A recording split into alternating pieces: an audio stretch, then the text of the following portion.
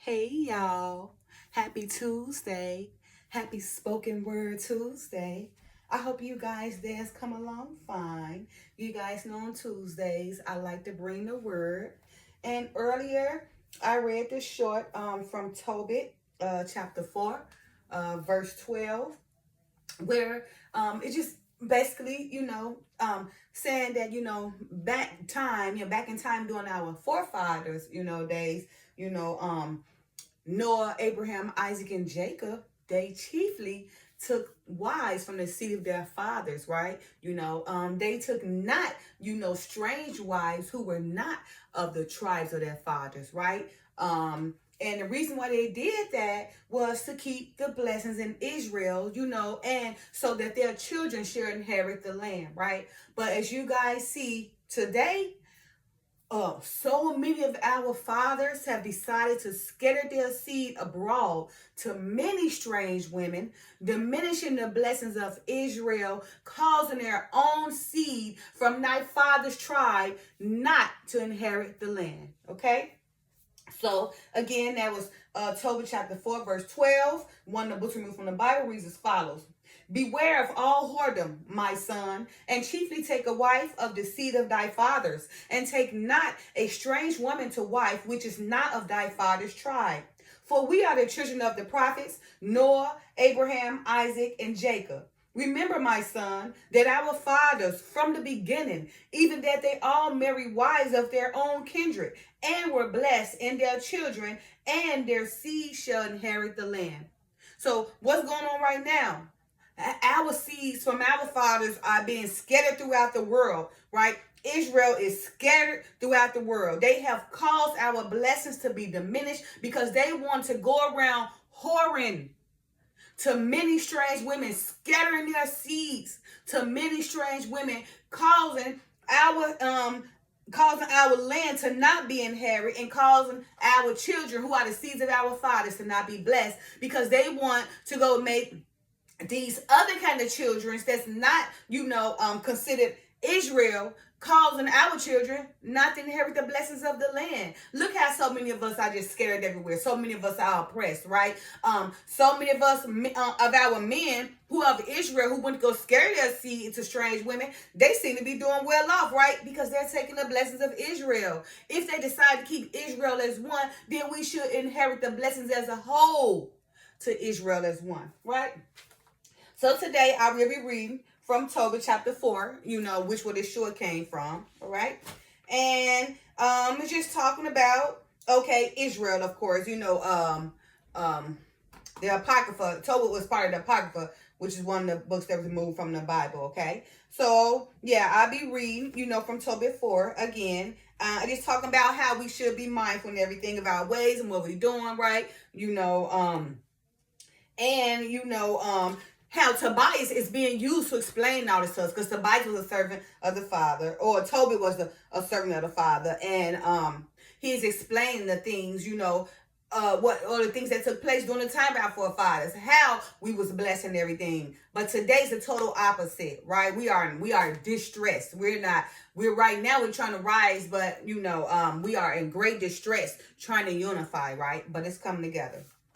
All right, chapter 4, verse 1. From the book of Tobit, from the Apocrypha, one of the books removed from the Bible, reads as follows. In that day, Tobit remembered the money which he had committed to Gabriel in Rages of Media, and said with himself, I have wished for death. Wherefore do I not call for my son Tobias, that I might signify to him of the money before I die? So this is just Tobit. His son is Tobias. I said Tobias, but Tobias is Tobit's son, and he's just telling him, about some money, to let his son know about this money before he died. See, inheritance, okay? And when he had called him, he said, my son, when I am dead, bury me, and despise not thy mother, but honor her all the days of thy life, and do that which shall please her, and grieve her not. So this is his father Tobit telling his son Tobias before he died, bury him, despise not his mother, honor her all the days of her life, so it don't grieve her, okay? That's why it's important to be obedient to our parents and respect our parents, because the parents be very grievous of their children and how they, act act towards their family or the relationship between the parents and the child. Right? Verse 3. And when he had called him, no, I'm sorry, verse 4. Remember, my son, that she saw many dangers for thee when thou was in her womb, and when she is dead, bury her by me in one grave. So he's telling him, Tobit telling his son Tobias, remember, your mother, okay? She saw many dangers of thee. She worried of thee. She was there. She took care of him, right? All the days of her life. Now, when she is dead, make sure you respect her enough to bury your mom by me, okay? Right? And bury her by me in one grave, okay? Verse 5. My son, be mindful of the Lord our God all thy days, and let not thy will be set to sin or to transgress his commandments. Do uprightly all thy life long, and follow not the ways of unrighteous. So again, you see Tobit as a father, explaining to his son Tobias before he died, right? To be mindful of the Lord, okay? Our God all our days, okay? Let not our will be set to be sinful, okay? Or to transgress against the Father's commandments, right? Do uprightly all thy life, all long, and follow the ways of righteousness, right? Because it's saying, verse 6, for if thou deal truly, thy doing shall possibly succeed to thee and to all them that live justly. So you see, it's telling you, if you go ahead and live by the Father's laws and commandments, live a righteous way, Christ-like, right? If you do it truly, right, in spirit and truth, then all your things you do, right, shall prosper, right? And you shall live justly. Okay, verse 7. Give alms of thy substance, and when thou givest alms, let not thy eye be envious. Okay, neither turn thy face from the poor, and the face of God shall not be turned away from thee. So he's saying again, it's Toby to his son Tobias on his deathbed, trying to give him some knowledge, right? Speaking of wisdom that he have to his son on his deathbed. Okay, he's saying, give alms of thy substance, right? Whatever you have, give of it, right? And when you give his alms, let not thine eye be envious. Don't be envious when you do it. Don't have an attitude to do it, but give it in cheer, okay? Neither turn thy face away from the poor, okay? Be charity to the poor, Don't look down at the poor, but give to them, right? And if you do all these things, then the face of God shall not be turned away from thee. So if you do all these things, trust me, you will live justly, and the Father will help you, prosper, and will help you, in all your needs and wants, okay, and dangers and everything. Verse 9. For thou layest up a good treasure for thyself against the day of necessity. You hear him again? Oh my Lord, I'm sorry. I missed verse 8. Verse 8. If thou hast abundance, give alms accordingly. If thou have but a little, be not afraid to give according to that little, for thou layest up a good treasure for thyself against the day of necessity. So this is in black and white. Like I said, if you have it in abundance, right, give it accordingly. If you have an abundance, give abundance. If you don't have an abundance, then give little. Give what you can give, okay? Right? Now, be not afraid to give according to whatever you have. If you don't got much, just give what you can give, but don't be afraid. Give. If you have abundance, give it abundance. If you don't have much, give little, right? But be aware, just to know that because you doing this, here it go. For thou layest up a good treasure. You are laying up a good treasure for thyself against the day of necessity. So remember, if you're going through some things, because you lay up this good treasure, then the Father going to be at your aid.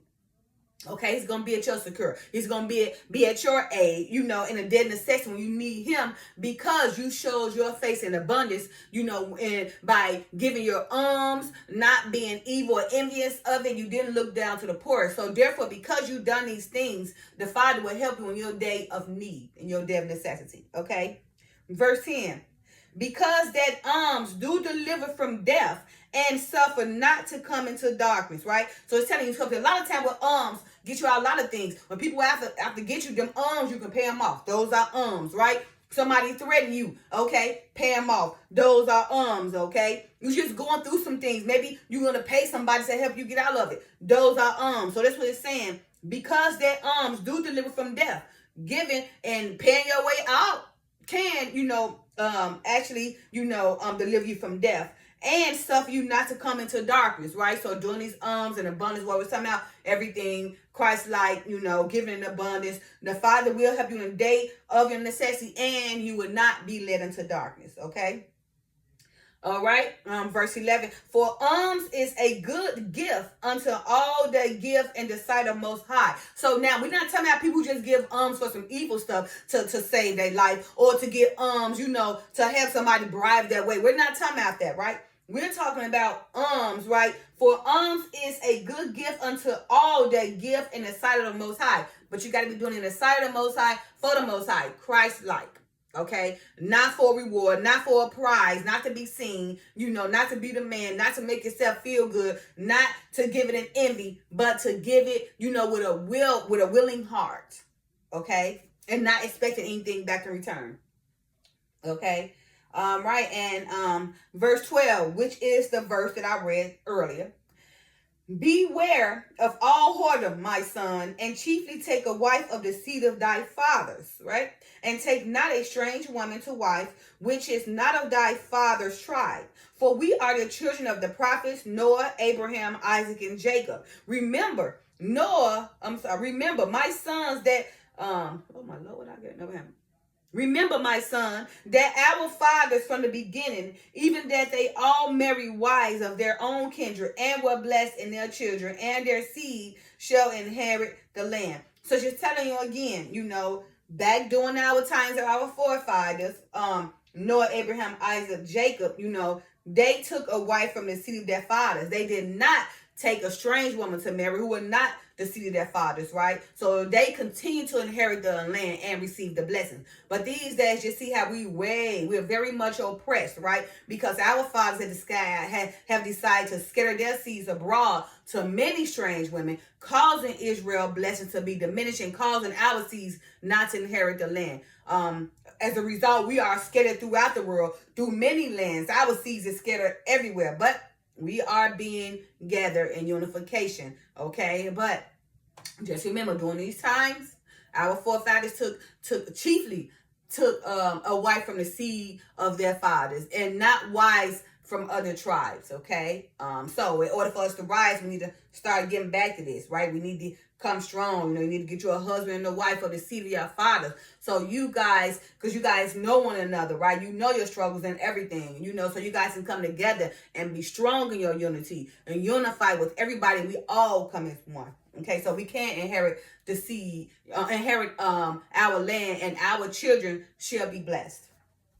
Okay, verse 13. Now, therefore, my son, love thy brethren, and despise not in thy heart thy brethren, the sons and daughters of thy people, and not taking the wife of them.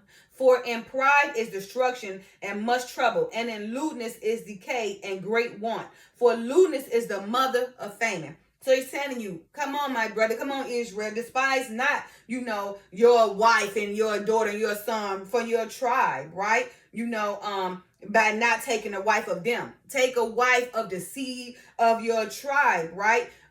Because you're doing this, you think you're doing something by, exposing your pride by going to scatter your seed and marry all these other strange women, right? But what you're doing is causing destruction and creating much trouble. And that's just why Israel's in the predicament we're in now. Because so many of our fathers had decided to get so prideful and look down on their own wives, their own daughters, their own sons, being ashamed of their own tribe because of what other people have said about their tribe, or because the society, what other people have made them believe about this tribe, made to believe that we are the Israel, we are the lords of lords, like we're just dirt, we're just nothing. No, that's a blatant lie. We are richer than rich, okay? We are rich with everything, and everybody needs everything from us because we add the salt to the blend, okay? So why you allow other people out there telling you to look down on your own wife, your mother, because the wife, it comes from the seed of your own mother. So you're looking down at your wife, you're looking down at your mother. If you're ashamed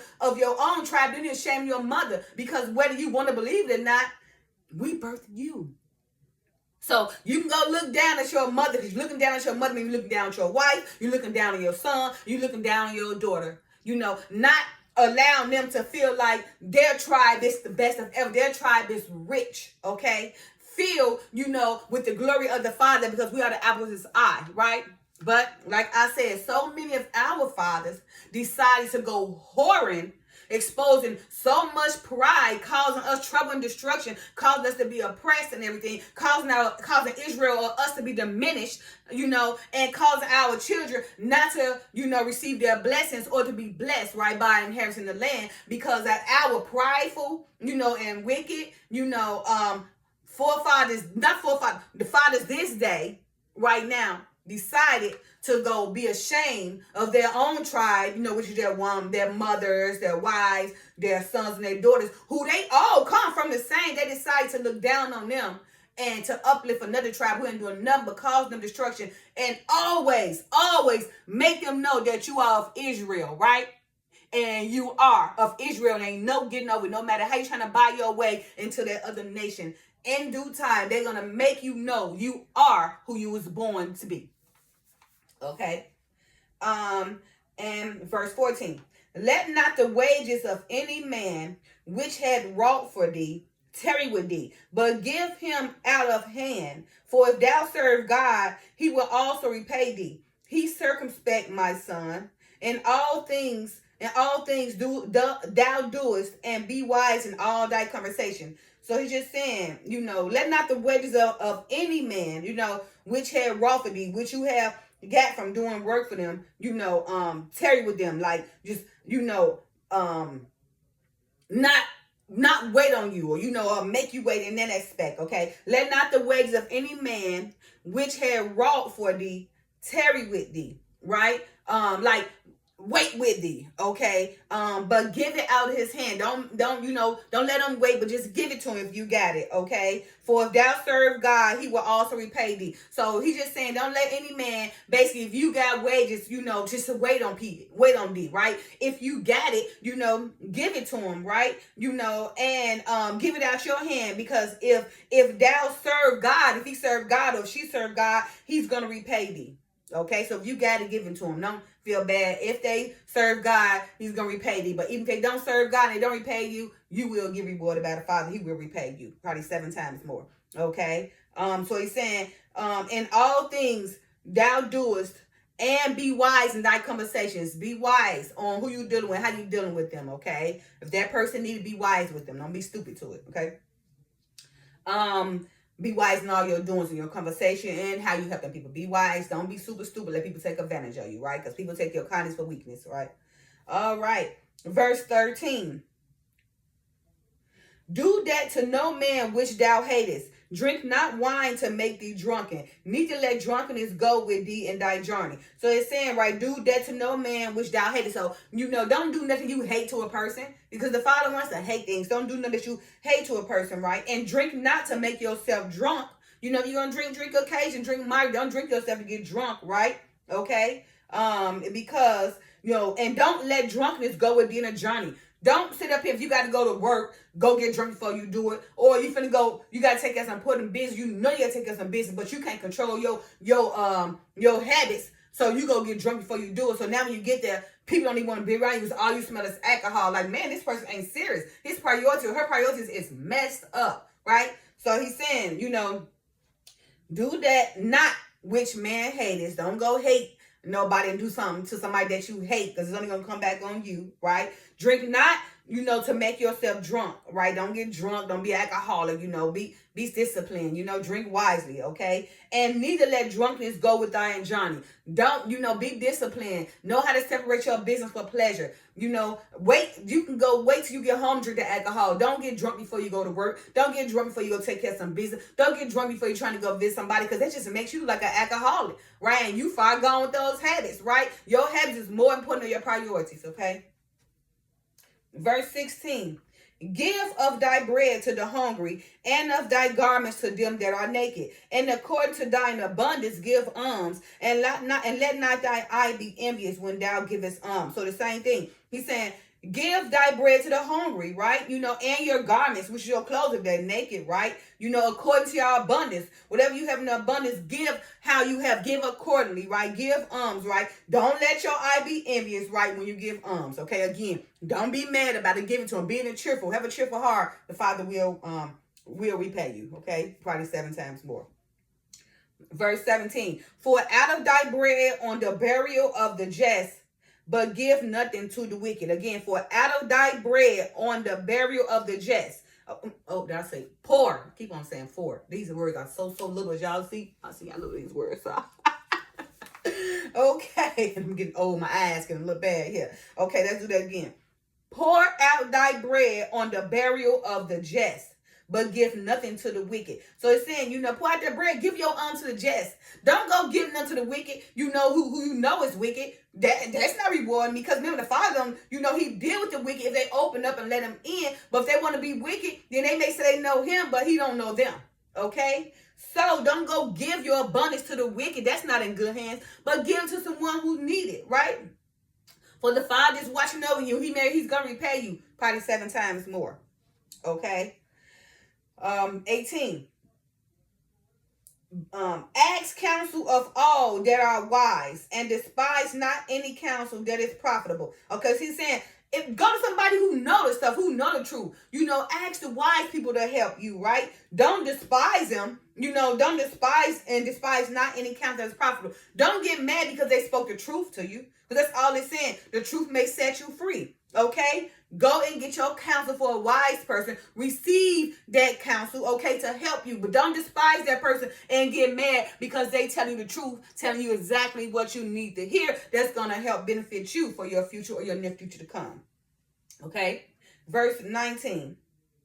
Bless the Lord thy God always, and desire of him that thy ways may be directed, and that all thy paths and counsel may prosper. For every nation had not counsel, after the Lord himself giveth all good things, and he humbleth whom he will, as he will. Now therefore, my son, remember my commandments, neither let them be put out of thy mind. So it's saying, okay, bless the Lord God always. Always give glory to the Father, right?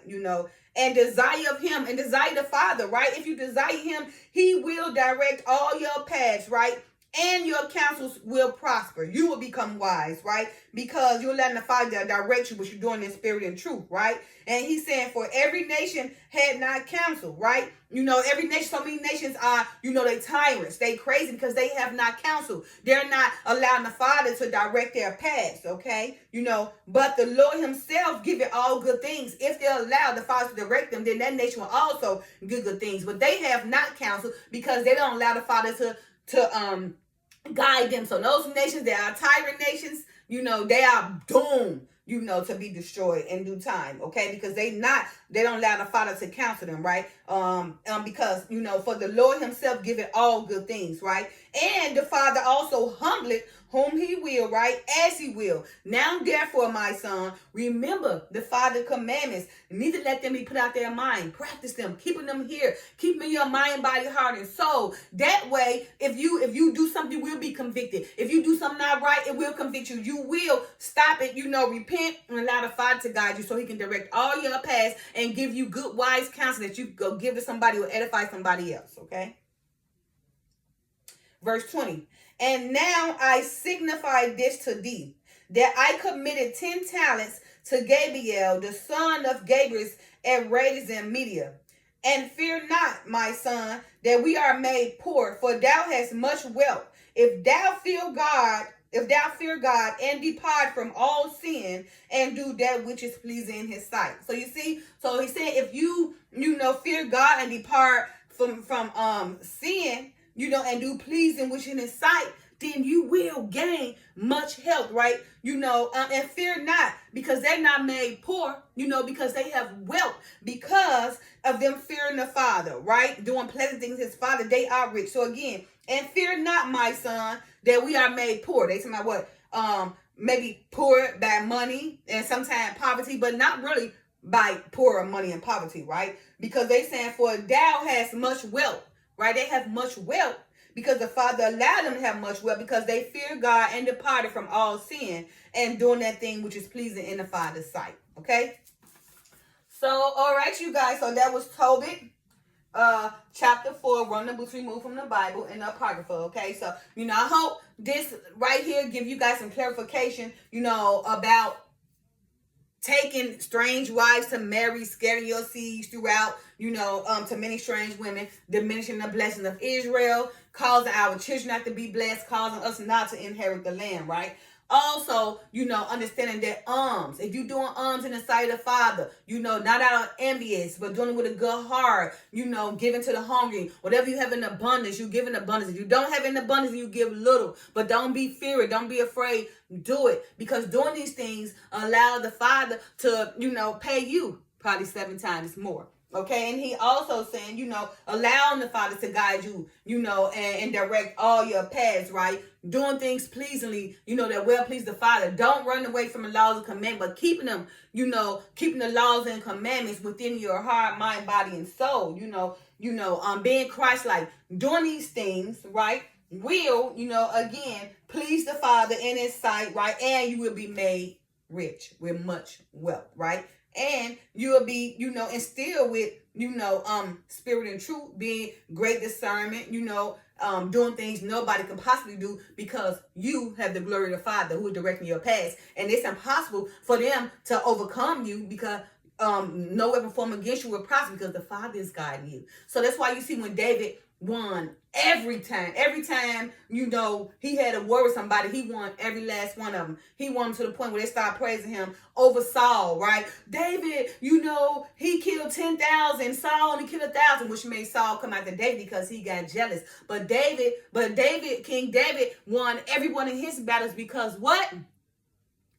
He was doing what the Father wanted him to do. Although he did sin, because remember, we all fall short of glory from the sin. He did go take the wife from the Hittite Urias, right? And he killed him took his wife Bathsheba, and which caused him, his first child to die, but his second son, Solomon, to become a great wise king. Okay? But because of that sin traveled throughout David's tribe, where his son Absalom had to go kill one of his other sons because the other son raped Tamar. So that sin that David did travel. However, he still won every battle because why? He gave praises to the Father, all praise to the Most High, right? He decided to give an abundance. He decided to allow the Father to direct his path. But remember, we're still human. It was flesh. This flesh can keep us in bondage. All right? All right, you guys. So, again, happy Tuesday. Happy Spoken Word Tuesday. I hope this lesson brought some clarification to you guys to make Israel much stronger. Again, we need to chiefly take wives and husbands of our own seed so we rise and unify. Okay? Restoration is in place. All right, you guys. Happy Tuesday. Happy Spoken Word Tuesday. Love y'all. Peace.